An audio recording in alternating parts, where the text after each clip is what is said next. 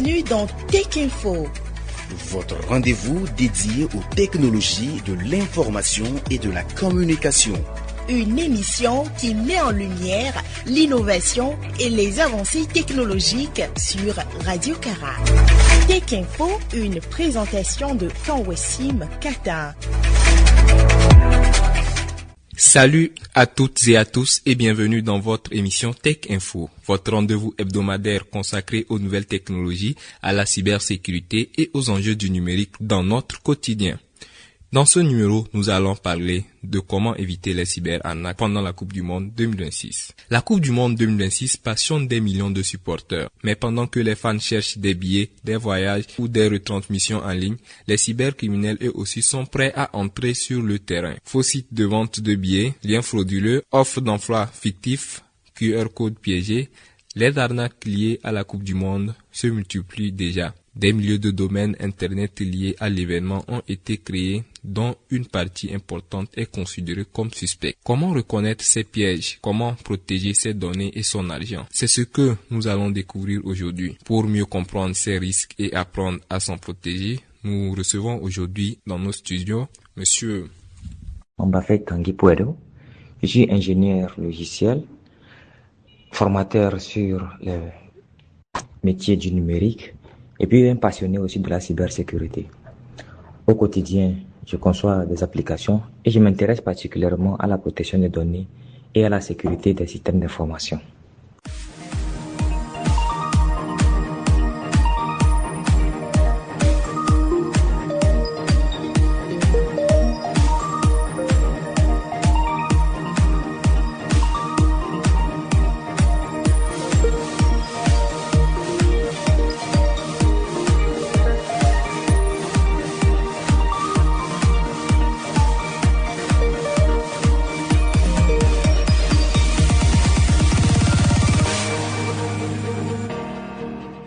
Chers invités, merci d'avoir accepté notre invitation. La Coupe du Monde est un événement mondial suivi par des milliards de personnes. Cet engouement crée une activité massive en ligne, notamment autour des billets et informations sportives. Pourquoi les cybercriminels s'intéressent-ils autant à un événement comme la Coupe du Monde? Pour comprendre cela, je pense qu'il faudra se mettre à leur place.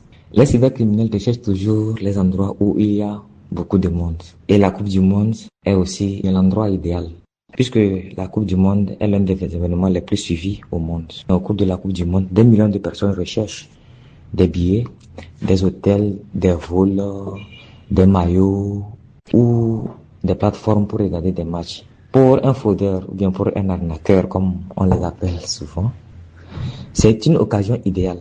Il leur suffit peut-être de créer un site web frauduleux ou bien carrément un faux message pour espérer piéger des milliers de personnes. Finalement, ils ne profitent pas. Il faut mentionner aussi qu'ils ne profitent pas du football. Ils profitent de notre enthousiasme. Les supporters sont souvent très enthousiastes, pressés et émotionnellement impliqués dans l'événement. Qu'est-ce qui rend les supporters particulièrement vulnérables face aux cyberattaques?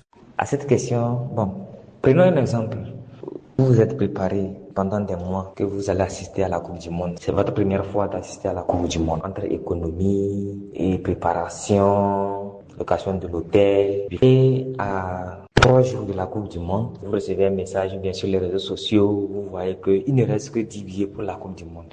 D'accord? Il n'y a plus de place. Tous les stades ou bien tous les billets pour les stades sont remplis et autre chose. Donc il ne reste que 10 places par exemple. Mais naturellement, votre premier réflexe était de sauter sur la première occasion qui vous promet que vous va acheter le billet, qui vous rassure que vous aurez votre billet. Vu que vous vous êtes déjà préparé et tout ça. Donc dans ce genre de situation, c'est l'émotion qui va primer. Et les fraudeurs ou bien les arnaqueurs aussi, et ils le savent très bien. C'est leur carburant. À la fin, ils ne jouent pas sur l'informatique, non. Mais ils jouent sur l'émotion, ils jouent sur l'humain.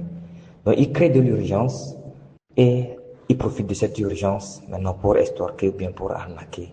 À cette question, je peux dire que c'est l'émotion et l'urgence qui font que les supporters deviennent vulnérables en cette période. On entend parfois que les cyberattaques deviennent de plus en plus sophistiquées. S'agit-il réellement de nouvelles arnaques ou simplement d'anciennes techniques adaptées à la Coupe du Monde 2006? Ces arnaques sont-elles nouvelles? Pas vraiment. Cette technique existe depuis plusieurs années, on peut le dire. Ce sont toujours des faux sites, des fausses mails, des faux concours ou encore des usurpations d'identité. Ce qui change, c'est simplement le décor. Parce qu'aujourd'hui, ils utilisent la Coupe du Monde. Demain, ils vont utiliser peut-être les Jeux Olympiques. Après-demain, actuellement, même on est en juin, juillet bientôt. Ils peuvent utiliser Evala. Ils peuvent dire aussi que dans Evala, comme d'habitude, comme on voit souvent les messages sur les réseaux sociaux, par exemple, une société propose 50 gigas gratuits si vous cliquez sur un lien, par exemple. Ou bien une société de distribution de boissons vous fait gagner quelques casiers de bière en cliquant sur ce lien, ou bien en appelant sur ce numéro. C'est des méthodes qui existent depuis longtemps. Donc c'est les prétextes ou bien les contextes qui évoluent. Et il est aussi très important aussi de mentionner que, au fur et à mesure aussi que la société évolue, et aussi ils évoluent avec la société. Ils savent très bien ce que les gens ressentent, les besoins de la société, et ils jouent vraiment sur ça. Donc, cette technique n'est pas une technique nouvelle. Elle existe depuis plusieurs années, mais c'est les prétextes ou bien les contextes qui évoluent. Les autorités de cybersécurité comme l'ANSSI alertent régulièrement sur les risques liés aux grandes compétitions internationales. Quel lien peut-on faire entre ces cybermenaces et les alertes de l'ANSSI? Les recommandations de l'ANSSI sont très très importantes dans ce contexte. D'accord? Il est à noter que l'ANSSI, l'Agence nationale de cybersécurité, rappelle régulièrement qu'il faut vérifier les sources et éviter aussi de cliquer sur l'effet de l'urgence et de protéger ses informations personnelles. En réalité, ces conseils deviennent encore plus utiles pendant un événement mondial où les tentatives de phishing et les escroqueries se multiplient. Moi, je trouve vraiment que ces alertes sont très très très pertinentes. C'est dans ces contextes même que elles trouvent vraiment leur plus grande utilité.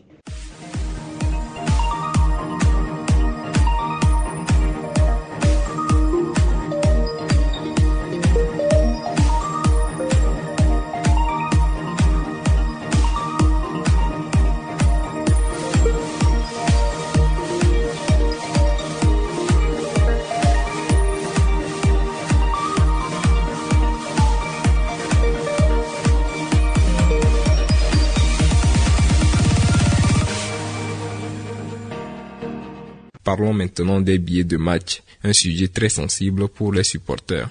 Comment fonctionnent les arnaques aux faux billets de la Coupe du Monde? Les faux billets aussi trouvent tout leur essor. C'est le moment même épique même pour les faux billets. D'accord?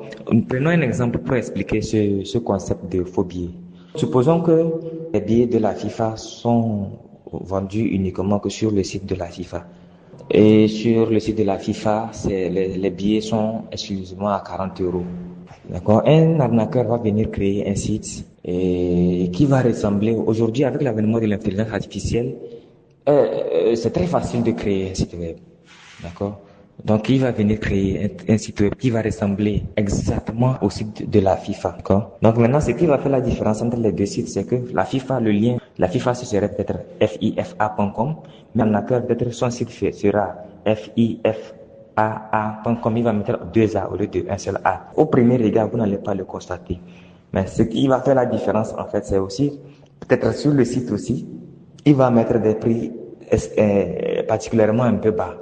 Bon, peut-être que la FIFA dit, ça fait les billets font 40 €. Mais lui, il dit, bon, c'est une réduction, les billets sont à 20 €. C'est une offre exclusive. Et peut-être que l'offre va finir dans 1 heure. Donc toi, si tu es préparé, tu dis, ok, moi je vais à la Coupe du Monde, tout le monde cherche à faire des économies. Donc au lieu d'acheter les billets directement sur le site officiel de la FIFA, toi, tu vas acheter aussi ici. Souvent même, tu vas croire même que tu es sur le site exclusif de la FIFA, vu que les liens se ressemblent un peu, et puis le site aussi, c'est une peut-être parfaite photocopie. Donc tu vas te presser, tu vas acheter le billet, et tu vas te rendre compte que le billet ne viendra jamais. Cette période-là, c'est l'avènement même des faux billets. Il faut vraiment faire attention par rapport à tout ceci. Quels sont les signes qui doivent nous alerter? Bon, les signes qui doivent nous alerter, comme j'ai essayé de le mentionner un peu avant, il y a plusieurs signes qui doivent nous alerter. Le premier signe, c'est d'abord les prix qui sont un peu trop bas. par rapport au marché. Ensuite aussi, il y a des messages qui disent dernière chance, par exemple. Offre valable seulement aujourd'hui, plus que quelques minutes. Et des messages qui créent directement de l'urgence. Il faudra vraiment s'en méfier. Il faut faire attention aux fautes d'orthographe aussi, aux adresses internet étranges ou encore aux moyens de paiement inhabituels. Un peu plus haut, j'avais pris l'exemple du site de la FIFA, qui est par exemple FIFA.com, où un arnaqueur crée un site et puis son site c'est FIFA.com avec 2 A. Donc ça aussi c'est une alerte. Donc il faudrait une attention soutenue aussi pour pouvoir détecter ça. En cybersécurité, lorsqu'une offre semble trop belle et pour être vraie, elle mérite toujours d'être vérifiée. Donc, je prends encore un exemple aussi. Il y a souvent sur les réseaux sociaux, on dit par exemple Coca-Cola offre 50 gigas lors de son événement d'anniversaire. 50 gigas pour cliquer sur un lien, c'est trop beau pour avoir 50 gigas juste pour cliquer sur un lien. Ce genre de signaux ou bien ce genre de trucs nous doivent retenir notre attention. Nous arrivons au terme de cette émission de Tech Info consacrée aux cyberattaques pendant la Coupe du Monde 2026. À travers cet échange, nous retenons que les cybercriminels exploitent l'enthousiasme des supporters pour diffuser des faux liens, de faux sites et des messages trompeurs. La vigilance reste la meilleure protection. Vérifier les sources, éviter les liens suspects et privilégier les plateformes officielles. Merci à notre invité pour ses éclairages et merci à vous, chers auditeurs, pour votre fidélité. Vous pouvez réécouter cette émission le lundi à partir de 15h30 sur nos fréquences ainsi que sur notre chaîne YouTube. Rendez-vous très bientôt pour un nouveau numéro de Tech Info.